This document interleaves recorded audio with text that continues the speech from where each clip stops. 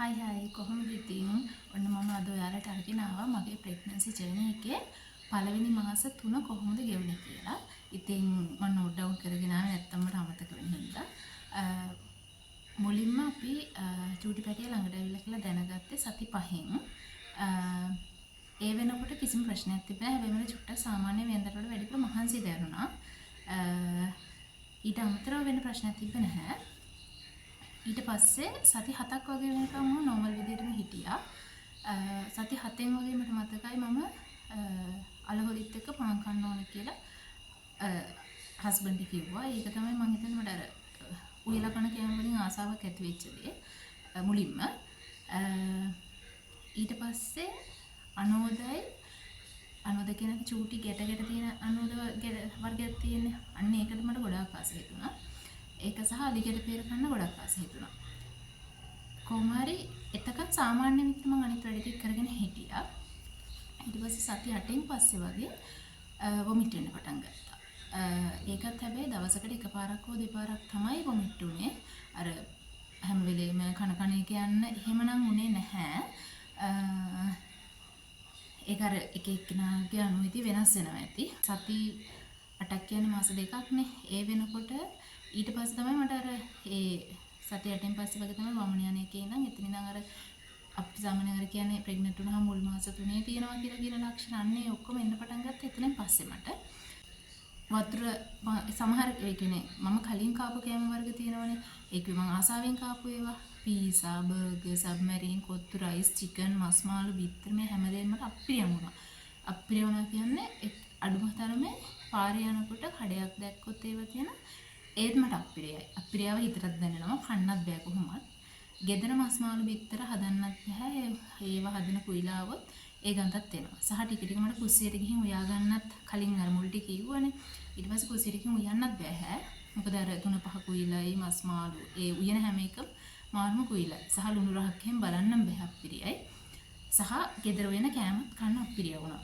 හරිම පොඩි ප්‍රමාණයක් කෑවේ. ඒ කියන්නේ සම්බෝල නම් ගොඩක් කෑවා. මට සම්බෝල කන්න පුළුවන් වුණ තරම්. දහි දාලා මේ සුදු බත් එක්ක උණු පිට එහෙම කෑවා. ඊට පස්සේ වතුර බොන එකත් අප්‍රියම් වුණා මට. ඒ වෙනුවට මම තැඹිලි බිව්වා. ඊට පස්සේ තැඹිලි අප්‍රිය වුණා. ඊට පස්සේ ටික දවසක් කුරුම්ප බිව්වා. ඒකත් අප්‍රිය වුණා. බෙහෙත් නෙල්ලි එක කපලා දාලා වතුර එක අර ඇඹුල් රහ වුණාම ඒක බීලා බැලුවා. ඒකත් ටික දවසක් කරා ඒකත් අප්‍රිය වුණා. ඊට පස්සේ නාරම්බීම මම ඔෆිස් යනකොට එහෙම මං ගෙනිච්ච වතුර ගෙන යන්න බැරි නිසා නාරම්බීම හදාගෙන ඒකත් ටික දවසක් ගියාම අප්‍රිය වුණා. කොහමද මං උණු වතුරනේ පිපී හිටියේ. උණු වතුර බොන්නම් බැරි වුණා. පස්සේ මාස උගුරක් දෙකක් වගේ එහෙම තමයි බොන්නේ. මොනවා හරි චුට්ටක් බඩට දාගන්නවා. ඊට පස්සේ මාස 3ක් විතර ගියාට පස්සේ තමයි ෆිල්ටර් කරපු වතුර ගෙනලා බොන්න පටන් ගත්තේ. තාමත් බොන්නේ ඇල් වතුර. උණු වතුර බොන්න බෑ මට අප්‍රියයි. ඊට පස්සේ ඒ වගේ තමයි මුල් මාස 3 මට තිබ්බ ගතම සති 8න් පස්සේ වගේ දත් මදින එක අප්‍රියම් වුණා. හැබැයි දත් මදින්න බෑ, දිව මදින්නම් බෑ, වමන යනවා. හැබැයි ඉතින් ඒක කරන්න සිද්ධ වුණා. මොකද මම මේ මාසෙ ටිකේ ඔෆිස් ගියා. ඔෆිස් යනකොට අනිවාර්යෙන් දත් මදින්න බෑ. වමනේ දත් මදිනකොට හැමදාම වමන යනවා. ඒකත් එක්ක ඇල් වතුර ඇඟේ ගෑවිද්දිත් හරිම අපහසුයි මට.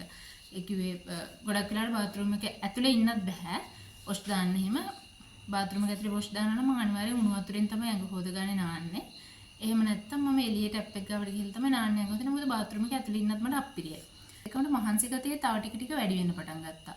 පොඩ්ඩක් අඩිය දෙකක් ගියත් මහන්සි එහෙම වෙන්න පටන් ගත්තා. ඒවත් එක්ක සමහර කෑම වල මට තියෙන ආසාව ටිකක් අර මං අකමැති වෙන්න පටන් ගත්තා වගේම කෑම අප්‍රිය වුණා වගේම සමහර කෑම වැඩිපුර කන්න ආසන. ෆුඩ් සලාඩ් මං ගොඩක් කෑවා. ඊළඟට අර කිව්වා වගේ දෙහි දාපු සම්බෝලයි සුදුපතුයි ඊළඟට අලිපේර අනෝදන කන්න ආස වුණාට හොයාගන්න බැරි වුණා. මේ වෙනකම්ම මේ මාස 7ටම ගෙඩි 4යි කාලා තියෙන්නේ. ඊට පස්සේ තව අඹ කන්න ආස හිතුණා. අඹ කෑවා ගොඩක්. අඹ තාමත් කනවා. මේ කියන්නේ ඒකට ආසාව අඹ අලිපේර වලට අර මුල් මාස 3 තිබ්බ ආසාව තාමත් ඒ විදිහම තියෙනවා. ඊළඟට තව එකක් තමයි මේ කතා කරන්නත් බෑ. ඒ කියන්නේ මට සාමාන්‍යයෙන් අර සාමාන්‍ය ජීවිතයට වඩා වැඩිපුර කේන්ති යනවා. කතා කරන්න කවුරුවත් කතා කරනවට කැමති නැහැ. ඒ වගේ ඒකත් මාර අපහසුවක් බවට පත් වුණා. ඊට පස්සේ සැරෙන් සැරේ පොඩි ඔළුවේ කැක්කුමකුත් ආවා මට. නිතරම නෙමේ ඉඳලා හිටලා ඔළුවේ කැක්කුමක් එනවා. ඊළඟට තව එකක් තමයි සාමාන්‍යයෙන් මම පහන තිබ්බම හැමදාම හඳුන් කුරු පත්තු කරනවා. හඳුන් කුරු ගේ අහලකටවත් ඒ කියන්නේ බුදු පිළිමේ තියෙන අහලකවත් මම තිබ්බේ නැහැ. තිබ්බ පෙට්ටි ටිකත් අරන් තිබ්බා. පත්තු කරන්න බෑ. ඒක මට ඒ ගඳ මට ඔළුවේ කැක්කුමයි පහසුයි. ඒ වගේම තමයි පර්ෆියුම් පාවිච්චි කරන්න බැරි වුණා. අපි මුං යට සහ මේ කඩල ඒ තුන ගොඩක් කෑවා මම. ඒ තුන මට අප්‍රිය වුණේ නැහැ. අදටත් කනවා. ඒ තුනට මම ගොඩක් ආස වුණා. ඒ හින්දා මට අර මුල් මාස තුනේ දැන් අර සමහර අයට තියෙනවනේ මුල් මාස තුනේ කන්න බෑ. කිසිම දෙයක් කන්න බෑ. හැබැයි මට අර දැන් සාමාන්‍යයෙන් කියනවනේ අපිට ධාන්‍ය වර්ගයෙන් වැඩිපුර කන්න කියලා. කන්න බැරි කාලේ මට ඒ ටික හොඳටම කන්න පුළුවන් වුණා. ඒ නිසා මම ගොඩක් වෙලාවට ඔෆිස් යද්දිත් උදේට එහෙම ඒව තමයි හදාගෙන ගියේ. කඩල කවුපි මම ඊටතර සෙන්සර් දෙකට එහෙම කඩලා එහෙම තෙල් දාලා එහෙම කෑවා ගොඩක්. ඒ වගේම තමයි කන්න හොඳ නැති කෑමක්. හැබැයි මම ගොඩාක් කෑවා. මොකද මට කන්න ආස හිතෙන වැඩිපුර ආස හිතෙන දේවල් එකක් තමයි ඒක පාන්. පානුයි සම්බෝලයි, පානුයි පරිප්පුයි ඒ වගේ පාන් නම් ගොඩාක් කෑවා. ඉතින් මුල් මාස 3 මට මතක විදිහට මම දැන් මට මතකදී ඔක්කොම නෝට් ඩවුන් කරලා 3 නෙමෙයි ඇත්තටම. මං කියවනේ සති 7න් විතර පස්සේ තමයි ওই ලක්ෂණ එන්න පටන් ගත්තේ. සහ ඒක මට මාස 4මාරක් වෙනකම්ම තිබ්බා. ඊට පස්සේ තමයි මට වොමිට් වෙන එක පවා නතර වුණේ. 4මාරක් වෙනකම් වොමිට් වුණා. ඊට පස්සේ වොමිට් වෙන එක නතර වුණා. කෑම කන්න ටික ටික පුළුවන් වුණා. ඒක ලොකුවට නෙමෙයි. දැන් නම් හොඳටම පුළුවන්. දැන් මගේ යන්නේ 3 වෙනි ට්‍රයිමෙස්ටර් එකනේ. දැන් වෙනකොට හොඳට කන්න පුළුවන්. හැබැයි අර කන්න බැරි එක ටික ටික අඩු වෙන්න පටන් ගත්තේ මාස 4මාර ඉවර වුණාට පස්සේ. ඉතින් ওই ටික තමයි මගේ මතක විදිහට මුල් මාස 3-4 ඇතුළත කාලේ තිබ්බ ලක්ෂණ ටික මට. ඉතින් ඔයාලට කොහොමද මුල් මාස 3 ගෙවුනේ? ඒක කොයි වගේ වුණාද? ඔයාලට තිබ්බ ලක්ෂණ මොනවද? ඒවා මට කමෙන්ට් එකක් දාලා මාත් එක්ක ෂෙයා කරගන්න. ඔයාලටත් මේ ලක්ෂණ තිබ්බද කියන්න.